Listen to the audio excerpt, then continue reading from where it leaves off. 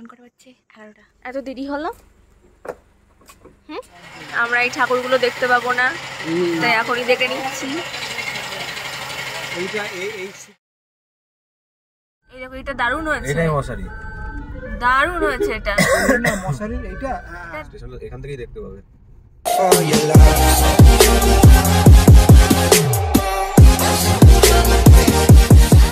High, আমি সোনালি আর তোমরা আছো ফার্স্ট অফ অল সোনালিস টাইমে। আশা করি তোমরা সকলে ভীষণ ভালো আছো।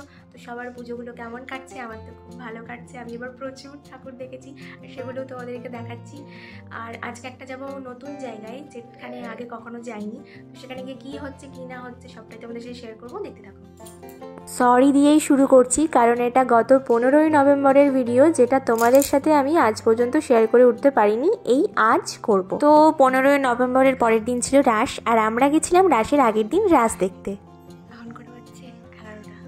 প্রতি রাতে পাড়ার পুচকেগুলোকে খাবার দিই, তো ওরা আজকে খাবার খায়নি বলে মা বলছে দেখ খাবার খায়নি। আমরা এত রাতে বেরিয়ে গেছি, মানে 11টার পর। তো রাতে আমাদের বেরোতে দেখে পাড়ার কেউ কেউ জিজ্ঞেস করছে যে আমরা এত রাতে কোথায় যাচ্ছি। তো বলা তো যাচ্ছে না যে আমাদের হুচুকে আমরা রাস দেখতে যাচ্ছি এত রাতের বেলা।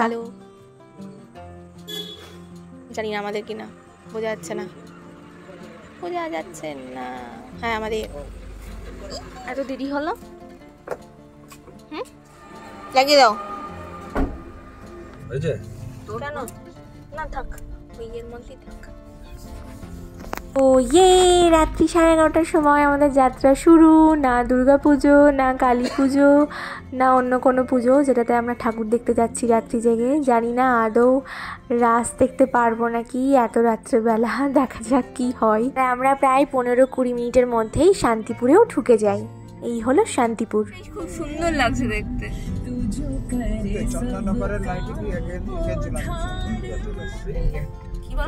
দেখতে যাবে? নেই মনে হয়, ওই সামনেটা ইয়ে করো, দেখি আছে নাকি ঠাকুর। দেখেছি মন্দিরটা। ও মন্দির দাঁড়িয়ে ছবি তোলা হচ্ছে না একটা, তো যাও তুলে এসো। চলো তো মা, চলো। ঠাকুর আছে, ঠাকুর আছে, চলো। ও ফাইনালি আমাদের রাস দেখা শুরু। কিন্তু যেহেতু আমরা আগের দিন গেছিলাম, অনেক প্যান্ডেলেই ঠাকুর ছিল না, কারণ বেদিতে ঠাকুর তোলে না আর কি রাস পূর্ণিমা না লাগলে। চলো চলো ভেতরে চলো। যারা যারা আমার ভিডিও দেখতে ভালোবাসো, তারা নিশ্চয়ই পুজোর ভিডিওতে দেখেছো যে ষষ্ঠীর দিন আমরা আমাদের গাড়ি করে ঠাকুর দেখতে গেছিলাম। ও কাঁচা হাতে গাড়ি চালিয়ে আমাদের ঠাকুর দেখতে নিয়ে গেছিল। সেদিন মা বাবা যায়নি, তাই আজকে আমরা সবাই মিলে চলে এসেছি। প্রথমবার, মানে জীবনের প্রথমবার সবাই মিলে একসাথে রাস দেখতে এসেছি। আমরা এই ঠাকুরগুলো দেখতে পাবো না, তাই এখনই দেখে নিচ্ছি। হ্যাঁ ঠিকই শুনেছো, কারণ এই মূর্তিগুলো আমরা আর প্যান্ডেলে দেখতে পারবো না, কারণ আমরা গেছিলাম রাসের আগের দিন শুক্রবার 15ই নভেম্বর, আর রাস পূর্ণিমা শুরু হয়েছিল 16ই নভেম্বর। তো যতক্ষণ না পর্যন্ত পূর্ণিমা তিথি শুরু হয় ততক্ষণ পর্যন্ত কোনো বিগ্রহ বা কোনো মূর্তি মানে ঠাকুরের বেদিতে তোলা হয় না, পুজো করা হয় না। তো এই মূর্তিগুলো তখনও তৈরি হচ্ছিল, কালী মন্দিরের পাশেই এইগুলো তৈরি হচ্ছিল। তো আমি রীতিমতো সবাইকে জোর করে টেনে হিচড়েই নিয়ে যাই যে চলো, এইগুলো তো আর দেখতে পারবো না, একবারে দেখেই আসি। আর এই দেখো, বলতে বলতে আরও একটা নতুন প্যান্ডেলে এসে উপস্থিত হয়েছি। একমাত্র এই প্যান্ডেলটাই কমপ্লিট ছিল, যেটা আমরা মন ভরে উপভোগ করেছি, মানে দেখেছি আর কি। আর যেটা কাঁচের বোতল দিয়েছে নিচে, বাহ দারুণ করেছে। তো পার্সোনালি আমার ভীষণ ভালো লেগেছে, সত্যি প্যান্ডেলটা খুব ভালো করেছিল। নড়বড় করছে ওই যে নাট বল্টু। কালকে যখন মাইক বাজার আওয়াজ হবে, কালকে তো দুমদাম বক্স বাজবে। আবার পড়া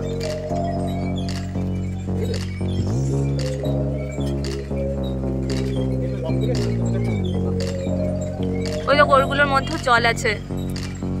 আচ্ছা আচ্ছা, এটা একটা সাইন্টিফিক কিছু আছে। হ্যাঁ হ্যাঁ হ্যাঁ,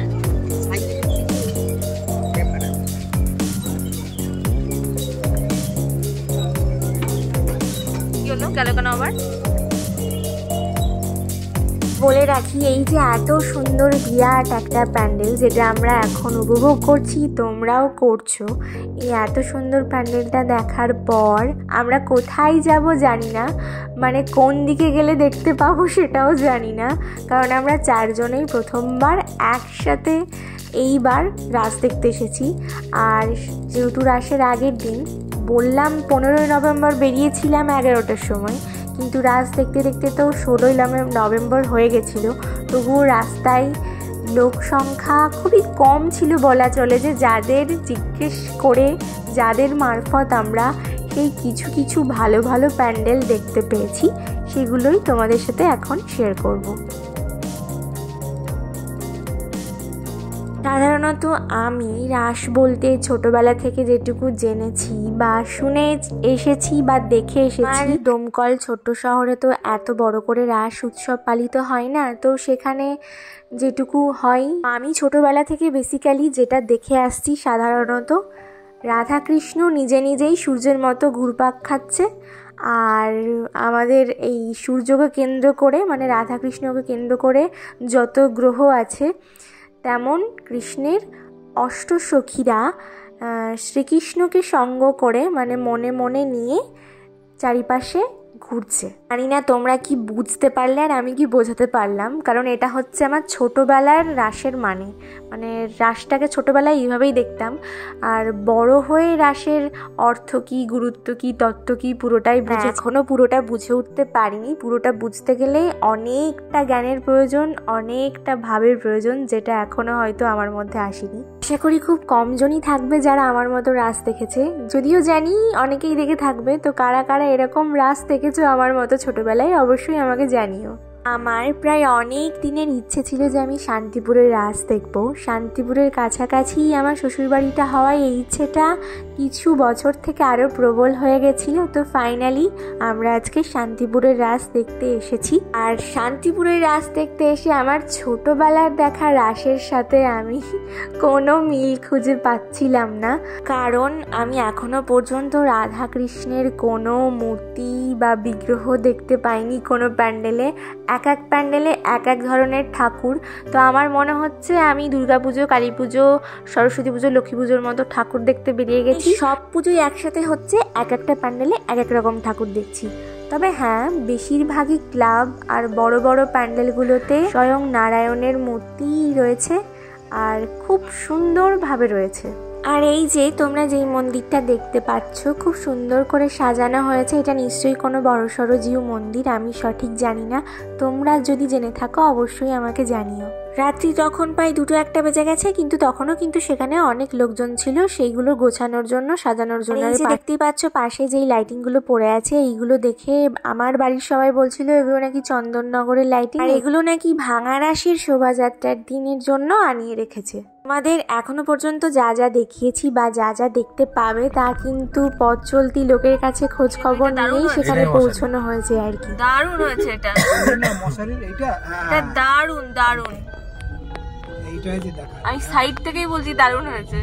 ও দারুণ হয়েছে। এর মধ্যে থেকে গুড় খেয়ে প্যান্ডেল দেখা যে আনন্দ, এক্সাইটমেন্ট কাজ করছিল, সেটা নিশ্চয়ই তোমরা টের পেয়ে গেছো। কারণ এই প্যান্ডেলটার খোঁজও কিন্তু আমরা একজন পথ চলতি মানুষের কাছ থেকেই পাওয়া। তিনি বললেন যে একটা মশারির প্যান্ডেল হয়েছে, সেটা খুব সুন্দর হয়েছে, আপনারা কিন্তু অবশ্যই সেটা দেখে যাবেন। তিনি স্থানীয় শান্তিপুরেরই।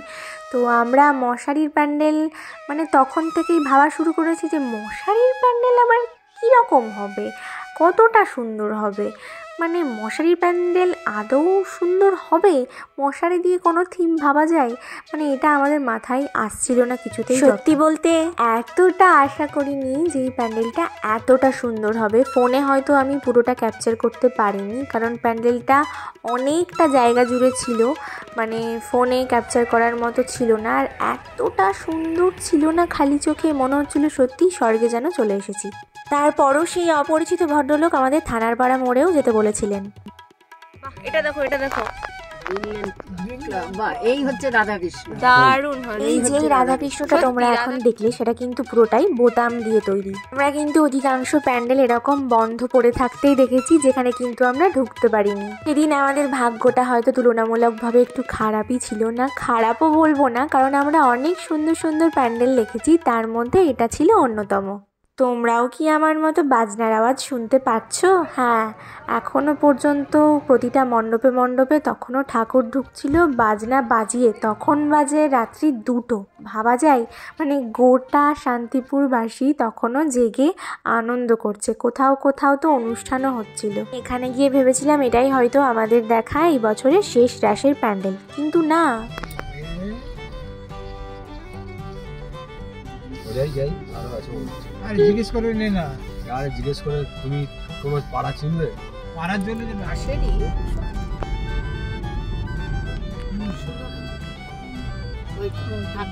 ভালো হচ্ছে। ওই চলো এখান থেকেই দেখতে পাবে। হয়েছে ভালো, এখনো কমপ্লিট হয়নি, তো ভালোই হয়েছে। এই স্টেশনটা কি তোমরা কেউ চিনতে পারছো? এটা হলো শান্তিপুর স্টেশন, আর যে প্যান্ডেলটা দেখলে এটা ছিল শান্তিপুর স্টেশনের পাশের প্যান্ডেলটি। এই যে দেখো, স্টেশনে কিন্তু তখনও ট্রেন দাঁড়িয়ে আছে, কিন্তু রেলগেট না পড়ায় আমরা বেরিয়ে গেছি। আমার হাজব্যান্ডের মাথায় যদি কোনো প্ল্যান ঢুকেছে সেটা সহজে বার করা মুশকিল। যেমন আজকে ও শান্তিপুর চেনে না, কিন্তু আজকেই ওকে শান্তিপুরের সব কটা প্যান্ডেল দেখে যেতে হবে আমাদের সঙ্গে করে নিয়ে। রাত্রি তখন প্রায় 2:30, আর আমরা বাড়ি ফেরার পথে। সবার ভীষণ ঘুম পাচ্ছিল, তবুও চোখ টেনে চোখ খুলে বসেছিল, কারণ ও গাড়ি চালাচ্ছিল বলে। আর আমরা বাড়িও পৌঁছে যাই, আর এই যে দেখো আমার অবস্থা একদম শেষ। ভীষণ ঘুম পাচ্ছে, পেতে পেতে তো আমি হাইও তুলে দিই। না, শরীর আর দিচ্ছে না, আর পারছি না। তখন বাজে প্রায় 2:45, 3টে বাজার আগে তো ঘুমোতেই হবে। তো আজকের মতো এখানেই শেষ করছি। দেখা হচ্ছে আবার নতুন ছন্দে নতুন গন্ধে। খুব তাড়াতাড়ি ফিরছি নতুন ব্লগ নিয়ে। চলো, টাটা।